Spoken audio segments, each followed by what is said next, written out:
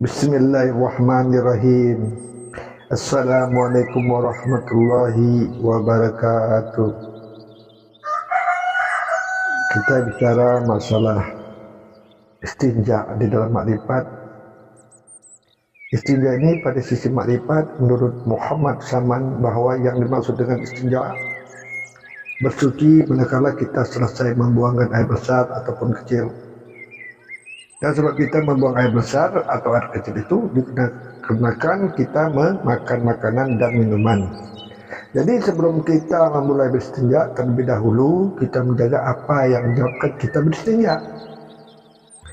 Justru itu apabila kita hendak makan, minum, maka pandanglah dengan itikat bahawa semua makan dan minuman yang terhidang di depan kita itu asalnya daripada nur yang suci. Barulah kita memulai makanan. Kita mulai makan, istilahnya makan. Jadi makanan itu dengan mengucapkan Bismillahirrahmanirrahim, maka kita suaplah makanan itu dengan itikat memasukkan rahmat dan nikmat daripada Allah. Dengan cara ini maka sempurnalah makan yang masuk pada tubuh kita. Ya, ini kita memakan atau memasukkan nur dan rahmat Allah pada tubuh kita. Kemudian kita akan membuang misalnya najis, maka kita pergilah ke kakus atau ke WC atau ke jamban. Di sana kita akan membuang kotoran. Tatkala kotoran akan kita keluarkan, maka beritikad kita bahawa kotoran keluar berasal daripada yang baru, yaitu api, angin, air dan tanah. Kembali pada yang baru dan suci, yaitu ketika yang keluar masuk tetap pada kesuciannya. Selesai kita membuang kotoran, tentu kita akan bercuci dengan menggunakan air. Pandanglah air yang kita pergunakan itu untuk suci itu dengan itikat bahawa air itu asalnya daripada dosa yang suci. Kemudian bersuci kita dengan air yang hingga bersih istilahnya, berdasarkan ketentuan hukum syariat tadi, seperti istinja itu hilang rupa, hilang rasa, hilang baunya. Ikhlas hati kita akan kebersihan. Selesai semuanya itu, berhenti kita bersuci. Sewaktu kita masukkan jamban atau kakus atau WC tadi, hendaklah kita mendahulukan kaki kiri kita. Kita keluar dengan celah kaki kanan, setelahnya mengucapkan la haula wala quwata illa billah azim, atau zikir keluar masuk. Kalau kita hendak bersuci, inilah dengan pakai setelahnya. Amal dan ibadah kita kalau tidak sempurna, istinja mengenal selahnya sebenar junub dan sebenar diri kita, selahnya tidak sah. Selahnya kalau kita tidak kenal, setelah kita berada di depan pintu jamban atau kakus atau WC, kita a'udzubillahi minasyaitonir rajim, Allahumma inni a'udzubika minal khubsi wal khaba'is, istilahnya kan. Baru kita masuk jamban dengan mendekati kaki kiri. Jadi dalam kita beristinja atau bersuci ada 3 syarat misalnya dijaga, iaitu hilang rasa, hilang bau, ikhlas dan reda. Manakala sudah hilang warnanya, rasanya, baunya, serta sudah ikhlas hati kita akan kebersihannya, jangan kita berhenti dahulu bersuci kecuali celahnya berhenti sendiri. Maka berhentilah kita dengan membaca itikat dalam hati, la tataharraqa zuratun illa biiznillah, tidak akan bergerak sesuatu kecuali dengan Allah. Kemudian kita kembali pada diri kita yang suci, bersih, tiada bernajis, sempurna di yang awal dalam kun, di dalam rahim ibu kita, rahim ibu. Kemudian atur nafas kita dengan khu Allah. Etikat air yang kita pakai untuk bersih itu berasal daripada nur, dan pula makanan yang kita makan berasal daripada nur, suci dari selahnya kan. Jadi itu selahnya suci. Ada awal istinja awal dan istinja akhir. Istinja adalah hal yang berhubungan dengan kotoran najis. Solat berkaitan erat dengan istinja, kerana jika istinja tidak benar, wuduknya tidak sah, akhirnya solat batal. Kalau demikian, berarti istinja sangat penting untuk kita pahami, kerana kalau istinja salah, maka semuanya ikut salah. Maka kalau kita tengok ulama sufi berkatakan bagi mereka yang tidak mengerti, maka air satu lautan pun istilahnya tidak akan mampu untuk membersihkan diri mereka dari najis ini. Jadi menggambarkan seakan-akan istinja itu sulit, tapi bagi yang mengerti air satu gelas saja sudah cukup untuk membersihkan. Mengapa katakan demikian? Selama ini kebanyakan orang mengartikan istilah sebatas membersihkan kotoran fisik yang melekat pada dirinya. Mereka mengira kalau sudah mereka bersih kotoran tersebut hingga hilang rupa, warna dan rasanya, maka mereka sudah suci. Padahal mereka lupa kalau yang mereka bersihkan itu tadi adalah ampas dari apa yang mereka masukkan ke dalam tubuh mereka. Di sinilah letak masalah bahawa selama ini mereka sibuk dengan istinja akhir. Setelah menjadi ampas, tapi istinja awal, makanan yang mereka makan tidak mereka perhatikan. Apa istinja awal itu? Istinja awal ada ketika kita mensucikan apa-apa yang akan kita makan, mulai makanan rezeki yang kita cari, apakah sudah suci atau ada hak orang lain yang ikut pada makanan itu.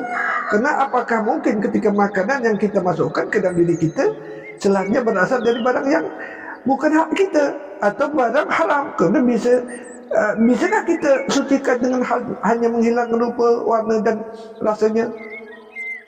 Suatu saat ketika kita sedang menghadapi makanan yang telah dihidangkan, tentu kita tidak tahu asal muasal makanan itu hingga ada di piring kita, seperti apakah ayam yang kita makan itu disembelih dengan benar, atau mungkin juga ayam itu mati sebelum disembelihkan atau dibangkai, atau lauk pauk lain yang ada piring kita makan sudah benar cara mendapatkannya.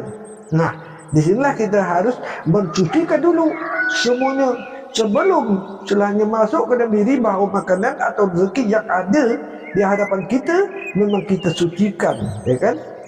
Yang kita cari tadi kita sucikan, tapi semua itu bukan kita yang punya. Kita harus minta izin kepada yang punya. Apa?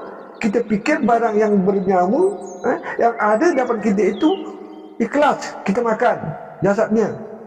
Ingat bahawa makanan itu semua nantinya akan menjaga dan memelihara diri kita, tubuh kita, jiwa kita supaya sehat, segar. Kerana nantinya makanan yang masuk ke akan diproses oleh tubuh, kemudian saripati dari makanan tadi diserap oleh jantung untuk kemudian diedarkan ke seluruh tubuh dan akan menjadi nur yang masuk ke sel sperma kita, ke hati, ke jantung, ke darah, ke semuanya organ tubuh kita, untuk karakter kita, menerangi pikiran kita. Bagaimana jika kalau yang masuk itu bukan hak kita?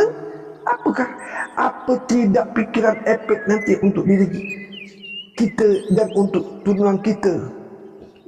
Tuhan tidak pernah menzalimi umat, tetapi kitalah telah menurut diri kita dengan diri kita. Jadi sisa dari saripati makan tadilah yang akan menjadi kotoran atau disebut rumput turmain, yang kemudian kita buang melalui dubur sebagai najis. Najis ini bukan tempat di bumi, walau sekarang bumi telah menerimanya. Memang bumi kita ini bergelar mukmin yang sabar. Jadi apapun yang kita berikan sekalipun kotoran, kotor, akan diolah untuk kemudian dipersembahkan kepada kita hasil yang baik-baik saja. Tapi kita perlu ingat bahawa bumi menghargai kita kerana kita adalah khalifah yang memerintah di muka bumi. Tapi itu kalau amanah sebagai pemerintah khalifah, bisa kita menanggung jawab, kita bisa bertanggungjawabkan. Karena pemerintah yang baik itu tidak menentang, istilahnya mentang-mentang tak bisa mengenal siapa yang diperintahnya. Apa kita sudah mengenal siapa bumi itu? Atau menimbang bertegur sapa dengannya? Ingat, semua ada hitung-hitungnya. Tidak ada yang gratis di muka bumi itu. Sudah berapa banyak kotoran yang kita berikan kepada bumi semenjak pertama kali kita hadir di bumi. Apakah kita pikir bumi atau menerima sebegitu saja? Di manakah harus kita tempatkan kotoran ini agar suatu saat kotoran ini tidak menutupi jalan kita untuk kembali? Jadi kalau istinja awal hanya memakan yang benar-benar hak kita berterima kasih menyadari atas rezeki yang diberikan, mensucikannya, kembalikan ke asalnya, selipati makan yang akan menjadi nur untuk menerangi dan pelihara tubuh, pelihara roh, pelihara nyawa. Ampas makan menjadi rumput termain. Yang senyap ayat, jaga nafas, cuci dari pusat, kemudian depan, kemudian belakang, cuci tubuh aku, cuci roh aku, cuci nyawa aku, cuci dunia aku, cuci akhirat aku. Tak? Tutup pintu neraka, buka pintu surga. Satu, suci mulut dari kata-kata kotoran, dusta, ghibah dan sejenisnya. Dua, cuci perut dari makanan haram, subhat atau meragukan. Tiga, suci hati dari niat yang akan menimbulkan dosa. Suci seluruh tubuh dari gejala-gejala perbuatan dosa. Niat sebelum makan, ya Allah, terima kasih atas rezeki yang kau berikan, walau kami mencarinya, namun rezeki yang kami dapatkan ini adalah milikmu. Lindungilah kami dari sifat-sifat buruk dan naluri jahat yang ada pada makanan ini dengan izinmu, ya Allah. Ya Rab, aku kembalikan yang halus kepada yang halus, yang kasar kepada yang kasar. Sekarang makan ini suci lagi mensucikan. Saripati dari makanan ini akan diserap jantung, diedarkan menjadi nur untuk menengah hati kami, roh kami, jiwa kami, akal, pikiran kami, mata kami, telinga kami, dan menjaga pelihara seluruh anggota tubuh kami guna menjaga amanahmu. Kemudian sisa dari makanan ini akan menjadi rumput termain, dan nantinya kami akan tempatkan antara langit dan bumi. Selanjutnya bersih, tiada menghalangi jalan kami kembali. Maka tasbih, tahmid, tahlil, takbir mensucikan, mensyukuri, mematuhi, akan mengagungkan dengan kalimat subhanallah walhamdulillah wala ilaha illallah wallahu akbar. Makan selanjutnya misalnya kalau istinja atau taharah ini, selanjutnya pertama buang air besar, setelah bersih benar bersihkan satu ibu jari ke lubang kencing kita. Dua, jari tengah masuk ke dubur paling kurang dua ruas jari. Tiga, jari manis tekankan ke tulang ekor sulbi. Tarik nafas dan tahan dalam hati. Selanjutnya posisi lidah ditungkatkan ke langit-langit mulut. Gigi dirapat sambil membaca dalam hati, Adam bersuci, Muhammad mensucikan. Allah menerima suci, zat Allah suci awal, suci akhir, suci zahir, suci batin. Selesai baca, telan liur, tarik dari tangan, lalu lima jari dihisap 3 kali istilahnya. Kalau buang air keras, setelah kita bersih benar-benar, posisi cukup dari tengah ditutupkan ke lubang kencing, tarik nafas dan tahan dalam hati. Jadi posisi lidah jangan lupa ditongkatkan ke langit mulut, gigi rapatkan sambil membaca dalam hati, Adam bersuci, Muhammad mensuci. Allah menerima suci zat, Allah suci awal, suci akhir, suci zahir, suci batin. Selesai membaca, tunduk liur, telan liur kita tadi, selang tarik jari, tarik jari tangan, lalu 5 jari itu dihisap celahnya. Jadi kalau mandi misalnya menghadap ke air, posisi mata terbuka dengan ucapan salam, assalamualaikum ya Rasulullah Muhammad sallallahu alaihi wasallam, assalam kemudian Nabi Allah hidayah alaihi salam.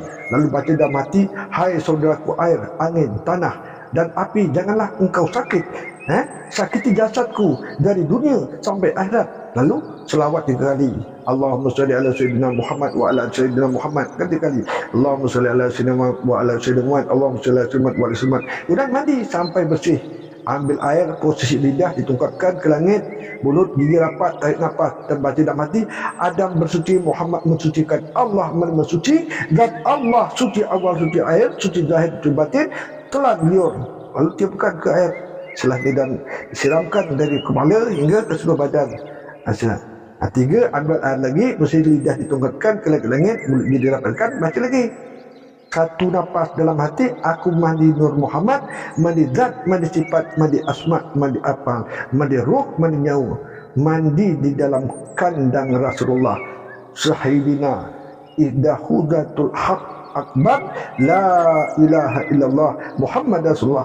Adam bersuci, Muhammad mensucikan. Allah menerima suci, zat Allah suci awal, suci akhir, suci zahir, suci batin. Telan liur, lalu tiupkan ke air dan disiram dari kepala hingga ke seluruh badan. Yang keempat, ambil air lagi, lalu bacakan selawat 3 kali. Allahumma salli ala sayyidina Muhammad wa ala sayyidina Muhammad 3 kali kan, dan tiupkan ke air lalu disiram di kepala hingga ke seluruh badan. Kalau kita masuk bab wuduk ni, banyak bab wuduk dalamnya, adab dalam istinja. Nanti kita sambung lagi tu.